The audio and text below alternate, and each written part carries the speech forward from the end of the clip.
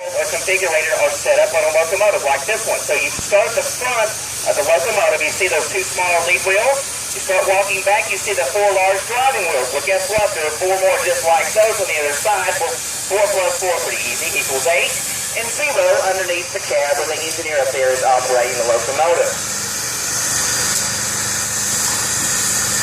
This particular locomotive spent most of its career by Southern Railway on the Western North Carolina line. Used to be known as the old Murphy branch, and most of which is operated by the tourist railroad, the Great Smoky Mountain Railroad today. Watch for the very end to drop. If you blink, you may miss it. It's very slight. And so,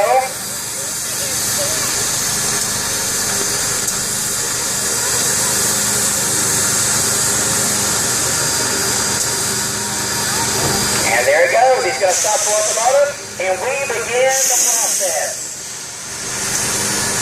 Now, ladies and gentlemen, I see many of you have your cell phones out, some cameras. I'm sure you have twice, 3 times, 4 times, maybe even 5 times the technology right there in your handheld device that probably is involved in this type of process. It's not a very high-tech operation. It's very simple but practical and still very widely used today. Now, this is what we had to do with our turntable this morning. We've got to get our locomotive on the other end of the train. So the way we do that is this. We're not going to line the turntable up in the locomotive with track 1 because you see that would be a problem. Our coaches are sitting on track 1. We're going to line it up with the adjacent track, the parallel track on track 2. That's going to allow us to pull the locomotive off on the track 2. We're going to bypass our coaches sitting on 1 while I'm taking you over to the other part of the tour at the back shop.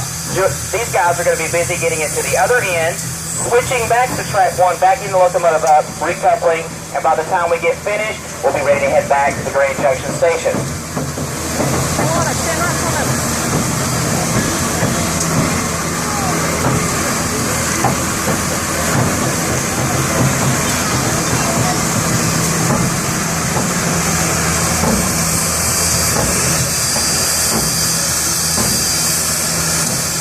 Again, like I said before, this is not a high-tech operation, so a turntable there, and our turntable operator simply going to use his eyesight to line it up with, and he's going to check on that. And of course, once he's assured that it is in fact in alignment, which is pretty important, ladies and gentlemen, he's going to give a signal, he's going to radio to the engineer.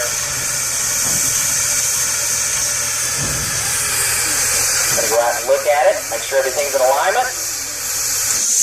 And it is, and ladies and gentlemen, there you have our first demonstration, our 1904 steam locomotive being turned around with our 1916 turntable. So allow them to pull off, and if you'll follow me, I'm going to take you over to the back shop. You're going to see another